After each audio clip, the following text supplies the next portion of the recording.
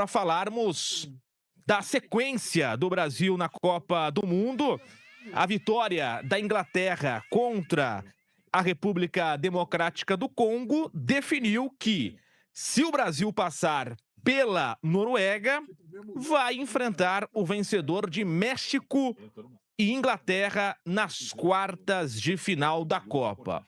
Sejam bem-vindos, aqui é o Otávio. Vamos analisar e assistir juntos aqui o que os comentaristas da Jovem Pan vêm falando sobre o chaveamento da Copa do Mundo. Até aqui, em especial o Brasil, né, que pega a Noruega nas oitavas, e com a vitória da Inglaterra sobre o Congo, o Brasil, passando pela Noruega, que eu acredito ser bem possível, enfrenta o México ou a Inglaterra. Com certeza, na minha opinião, a Inglaterra é o adversário mais difícil, mas vamos debater aqui ao longo do vídeo. Bora começar aqui. Ou seja, temos inclusive nesse momento o chaveamento na tela para você que nos acompanha com imagens pelo YouTube e pelo aplicativo Panflix. E aí eu te pergunto, Bruno Prado, vou perguntar também para o Piperno: o Brasil é o melhor time desse quadrante? É o maior favorito para chegar até a semifinal entre Noruega, México e Inglaterra? Hoje conhecemos essa parte do chaveamento brasileiro das oitavas, que já estava confirmada, agora das quartas. Brasil passando pela Noruega, caso passe mesmo, aí enfrenta nas quartas México ou Inglaterra, Bruno? Olha, é difícil mesmo essa análise, e aí eu posso até estar aqui junto com o Piperno, e acho que é até interessante discutir, né, comentar sobre isso, porque eu acho que é acessível. O Brasil pode perfeitamente chegar à semifinal, passando pela Noruega e depois por México ou Inglaterra, e ninguém vai ficar surpreso se o Brasil chegar à semifinal. Acho que seria perfeitamente normal o Brasil chegar a uma semifinal. Mas eu não consigo ver assim o Brasil tão superior a eles. Também não acho assim, nossa, o Brasil, se ele não chegar, vai ser uma grande surpresa. É muito igual. O que eu falei aqui de equilíbrio serve muito para o Brasil. Eu até queria conversar com o Piperno aqui. Eu conversei hoje com o Vampeta, até fora do ar, um pouco sobre isso. Hoje, olha, eu acho que onde o Brasil tem uma vantagem em relação à Noruega, se fizer uma análise time por time, é na defesa. Eu acho o ataque norueguês tão bom quanto o do Brasil. Você pode até discutir qual que é melhor. Hoje o Brasil tem o Vinícius Júnior, faz uma grande Copa, é um cara diferente que o Brasil tem. A Noruega tem um baita de um artilheiro, que é um cara diferente, que é um cara... O Vinícius tem a capacidade de decidir um jogo e o Haaland também tem a capacidade, cada um do seu jeito, com as suas características. O Brasil não tem um meia como o Odegaard. Não tem. Com essa qualidade, não tem. O Bruno faz uma ótima Copa, mas é uma outra coisa, uma outra característica o Bruno Guimarães. E os pontas, você tem o Sorloth ainda, que é também um cara que faz gol. Os pontas, o Nusa e o Bob. Tirando o Vinícius, eu acho que eles são do nível dos pontas do Brasil também. Ainda mais com o Rafinha fora, ou numa condição física. Eu não acho que Nusa e Bob devam nada para Ryan, para Martinelli. Acho que é tudo mais ou menos parecido ali. O Bruno, ainda eu acho que tem uma coisa. Ele tem jogado, ele tem começado com o Bob no banco, né? Entra depois e tal, e inicia com o Sorloth. Eu acho que se ele começar com o Bob, ainda é pior para o Brasil. Aí, veja, é que o Sorloth é um jogador mais finalizador, um jogador mais forte, frente. O Bob é mais hábil. Então, o Douglas Santos, a marcação que o Douglas Santos faz, eu acho que encaixa melhor contra um cara como o Sorloth. Se ele tiver que marcar o Bob, eu acho que ele vai ter mais problemas. Então, eu acho que nisso a Noruega ainda pode atrapalhar mais o Brasil. Eu concordo, e acho que o nível é muito próximo. O Brasil pode perfeitamente vencer a Noruega, mas assim, eu não acho nada assustador a Noruega vencer o Brasil. Como o Japão esteve perto de levar o jogo pelo menos para a prorrogação. E o Japão acabou ficando muito atrás no segundo tempo. O Japão não tem jogadores tão decisivos quanto a Noruega. Acho que também a Noruega, ela dá mais espaços que o Japão. Então, eu acho que o Brasil pode explorar. Pode ter mais espaços para jogar do que teve contra o Japão. Então, pode ser uma coisa positiva que esse time do Brasil é um time que precisa de espaço para acelerar, para jogar.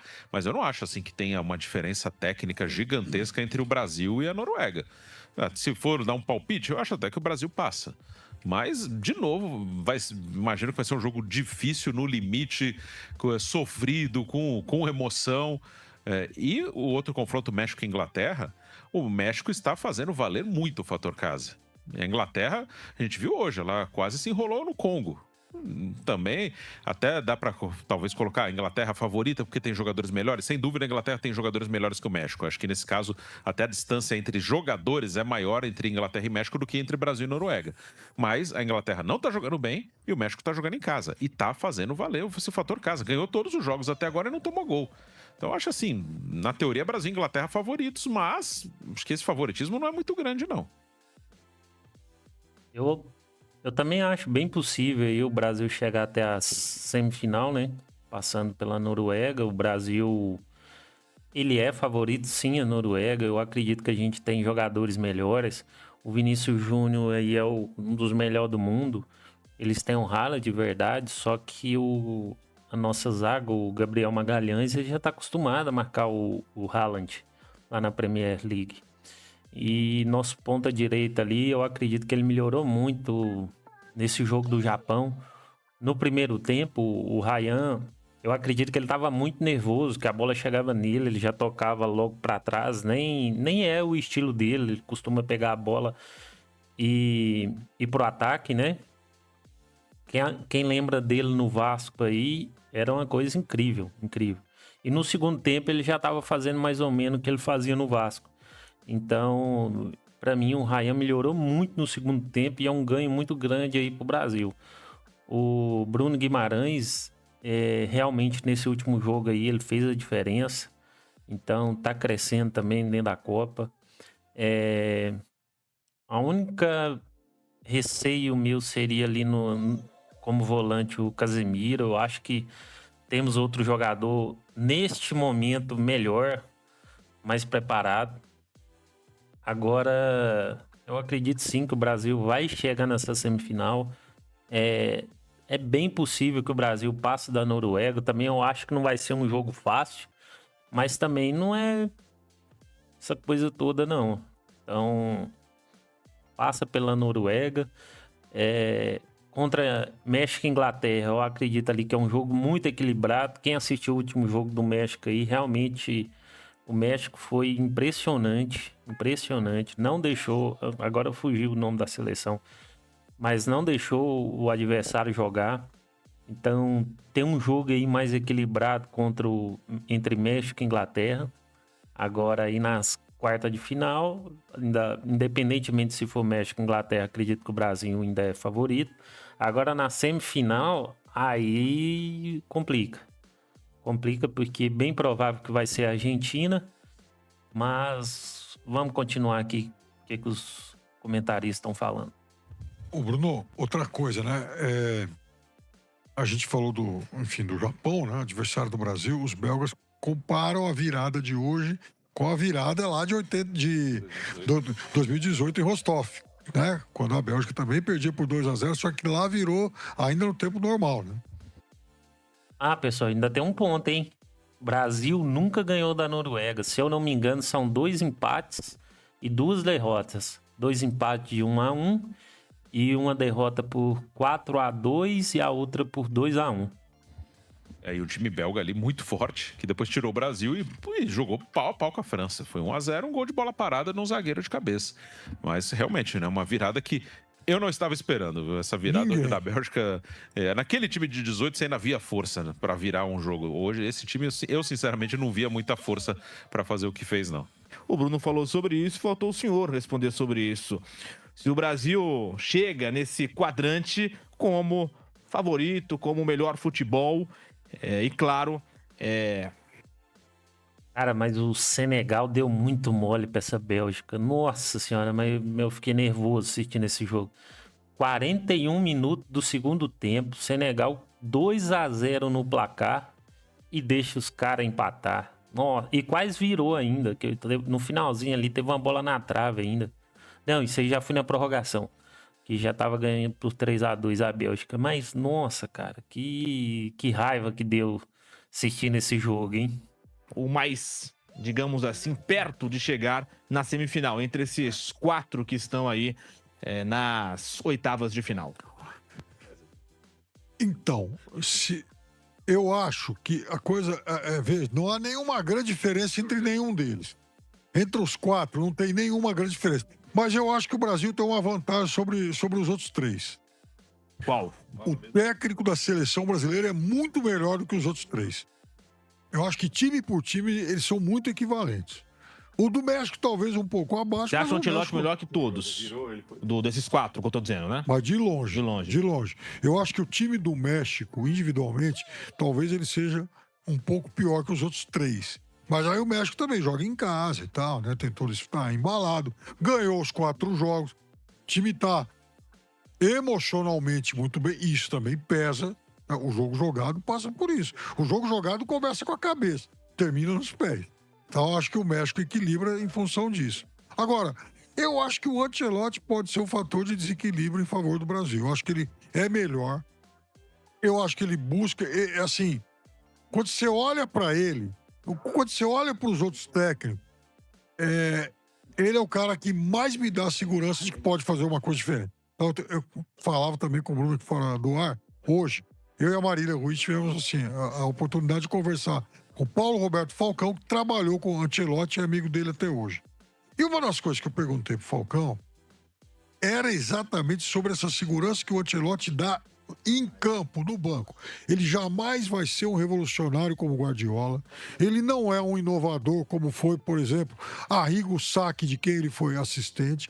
E o Falcão falou, olha, a influência do Lindholm, que foi técnico nosso na Roma, é até maior que a do Sacchi em relação ao Ancelotti. Mas tem uma coisa que eu acho, e o Falcão também concorda. Acho que não existe técnico no mundo hoje que consiga, na beira do campo, enxergar tão bem um jogo. O Ancelotti é técnico de campo, ali, de ver o jogo. E o Falcão chamou atenção para uma coisa importante. E aí eu comecei a pensar nisso e falei, ele tem razão. Você não vê o Ancelotti em campo ali saindo desesperadamente do banco para brigar com o representante, com bandeirinha, com o juiz, para ficar berrando com o jogador. Ele assiste e observa o jogo. E é a partir daí que ele tira as observações dele, e não foram poucos os momentos da carreira dele em que ele mudou o jogo no segundo tempo. Cara, nós somos resultadistas, né? Eu sou resultadista. Praticamente todos nós somos resultadistas aí no futebol. Mas eu assisti um vídeo do Rica Perrone.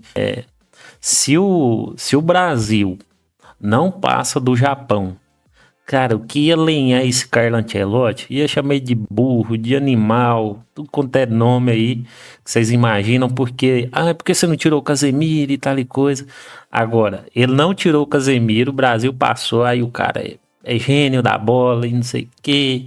O cara é fenômeno aí na beira do campo, e realmente é verdade. Mas imagina se não tivesse passado. Você vê como somos resultadistas, né? Com o Vamp, que eu perguntei pro Vamp... eu tenho passado por vários canelados, né? Inclusive alguns bem assim... Longos. Longos. Ontem foi um deles. Agora, eu tinha perguntado pro Vamp, na questão de favoritismo, qual era a porcentagem que ele dava, era um jogo lá. E ele falou assim, mas o que significa isso? O que quer dizer 50... Por exemplo, não, 60 a 40? Não, ele falou uma que é sensacional. O que significa 51 a 49? Isso, foi, exatamente.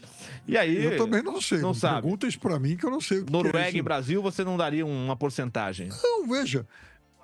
É que ele falou assim, o que ganha o ataque de um, a defesa do outro? Bélgica e Senegal. Quem era o favorito? Um pouquinho, eu colocava um pouquinho em Senegal. Eu também achava que Senegal tinha um time um pouco melhor, mas aí o que a gente viu em campo, principalmente com 2-0, não conseguiram segurar o resultado. Então, veja, eu acho que vai ser um confronto parelho. Assim, o Brasil não vai mais ter nenhum jogo fácil na Copa do Mundo. Eu achava o jogo contra a Escócia um jogo fácil, e falei isso aqui. Sempre achei o time da Escócia muito ruim, por tudo que eu vi antes da Copa. E acho que a Escócia confirmou isso no Mundial, que é um time ruim. Agora, acabou a fase de time ruim. Não tem mais nenhum time ruim nessa fase. Talvez, se o Brasil fosse jogar com a Costa do Marfim, aí eu acho que seria um jogo fácil, porque seria um Brasil contra 11 caras, assim, da marca do pênalti para trás, como a Costa do Marfim tem jogado. Mas fora isso, eu acho que todo mundo sai, todo mundo tenta jogar, e não vai mais ter jogo tranquilo. Para a gente falar um pouco mais dessa seleção brasileira projetando o jogo contra a Noruega, imagino eu que o técnico Carlo Ancelotti vai repetir a escalação com o Ryan na vaga do Rafinha. Acho que não teremos surpresas em relação à escalação titular do Brasil.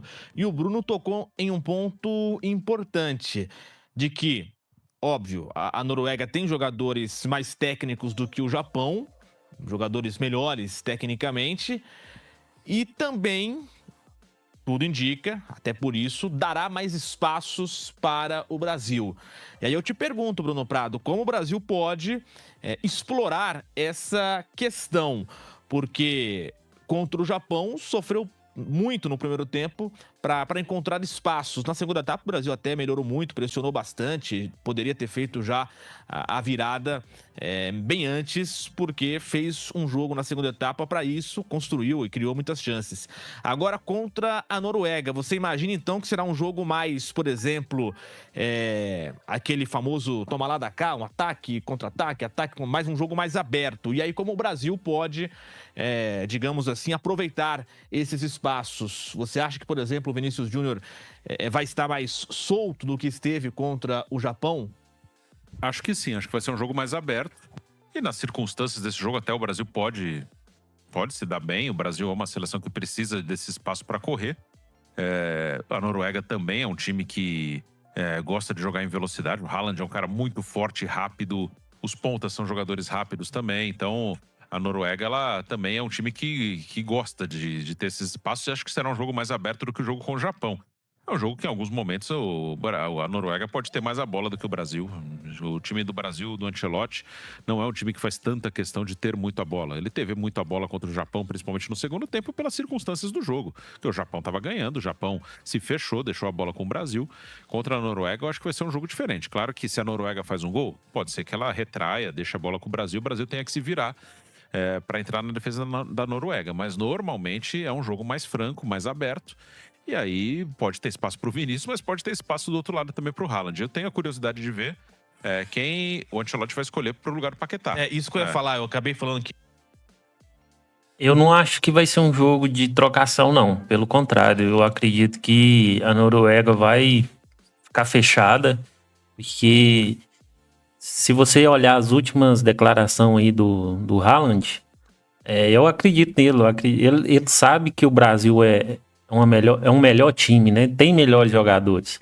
E eu acredito que ele foi sincero naquilo ali. E vai depender da circunstância ali do jogo. Eu acredito igual o Bruno falou, se a Noruega fizer um gol ali, eu acredito que ela vai se fechar ainda mais. Agora, se o Brasil já fizer um gol, acredito que aí ela vai para frente. Mas no jogo, começou o jogo, Noruega fechada, esperando o Brasil atacar e numa bola ali de ligação direta pro Haaland e tentar fazer um gol. Eu acredito nisso. Que vai repetir a escalação, mas tem um Paquetá que tá fora. Sim. Então essa mudança terá que acontecer mesmo. Eu imagino que será o Danilo mesmo. Cara, eu quero saber a opinião de vocês aí sobre o Paquetá. Porque eu não acho que o Paquetá tava mal, não. Tem muitos comentaristas aí falando que o Paquetá tava mal, que tinha que tirar ele, pôr o Danilo, né? Danilo Santos. Mas, pra mim, naquele jogo contra o Marrocos, o Paquetá tava bem. Contra o Haiti, ele toda hora tava lançando bola pro Vinícius Júnior. Eu acho que ali no terceiro jogo ali do Brasil na fase de grupo, que não foi tão bem. Mas, no geral, ele tá sendo um bom jogador ali pra seleção. Esse último jogo aí também contra o Japão, pra mim, ele foi bem. Ele vai errar mais porque ele é o único jogador ali do Brasil que tenta um passe mais longo. Então, vai errar, vai ter mais erros, né? Mas quero saber sua opinião, realmente. O que você acha aí do Paquetá? Você acha que ele é útil ou não? O Danilo Santos, né? Porque eu acho que o Ancelotti não vai desmontar a estrutura do time. Claro que o Danilo não tem exatamente as mesmas características do Paquetá, mas não tem nenhum jogador ali tão próximo das características do Paquetá. De meio campista, ele tem o Fabinho, o Ederson e o Danilo. O Fabinho é opção ao Casemiro, E também não acho que o Ederson não tá nessa briga. Acho que no meio campista seria o Danilo. As outras opções que ele tem, Martinelli, que contra o Japão ele colocou mais por dentro, mas ali eu acho que foi uma circunstância muito do jogo, daquele momento do jogo. Ele usando o Martinelli, que é um cara rápido, também para pressionar os zagueiros japoneses, para aproveitar um espaço que o Brasil tentava, né? Ele, no segundo tempo ele abriu bem o Ryan, o Vinícius Júnior, para tentar esticar a defesa japonesa e encontrar espaços entre os zagueiros e os laterais. E o Martinelli poderia explorar esses espaços. Então acho que foi uma mudança muito pela circunstância do jogo. E a outra opção também foi uma que ele fez contra o Japão, que foi quando o Paquetá saiu, que ele trouxe o Matheus Cunha para trás e colocou o Endrick. Mas também acho que foi uma mudança pela circunstância do jogo, que estava 1-0 para o Japão. Então eu acho que ele vai com o Danilo Santos. E eu iria nessa alternativa, não mudaria tanto não. Eu iria com o Danilo. Piperno, falávamos da... Eu também iria com o Danilo. Eu acho que na posição ali do Paquetá, ou é o Danilo ou então o Fabinho. Porque ele não vai tirar o Casemiro e o Casemiro, uma hora ele vai entregar a paçoca, como já entregou, né? Então, ou é o Danilo pra mim, ou o Fabinho. Ausência do Paquetá no ataque sem o Rafinha. O Ryan deve seguir e abre essa chance para um novo jogador no meio campo. Tem Danilo Santos, Fabinho, Ederson, Martinelli, quem sabe até o Endrick. As possibilidades do Carlo Ancelotti para essa vaga. Será que chegou a hora do Danilo cavar de vez a sua vaga no time titular do Brasil, Piperno? Eu comentava aqui com o Bruno fora do ar que eu acho que o Danilo entra para não sair mais do time nessa Copa. Veja, não é informação, é assim, uma simples percepção. Concordo também, concordo. Eu acho que o Danilo, ele é um jogador de meio campo muito completo, ele consegue cumprir todas as funções de meio campo. Para esse jogo, ele vai ter muito para trabalhar, teria, né, se fosse escalado, né, muito para trabalhar, muito o que fazer, porque o Casemiro é um jogador que já está pendurado.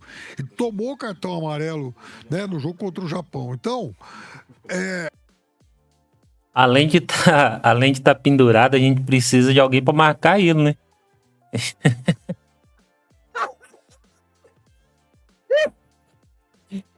Então, o Danilo ali, além de ele ajudar ali no meio de campo, né?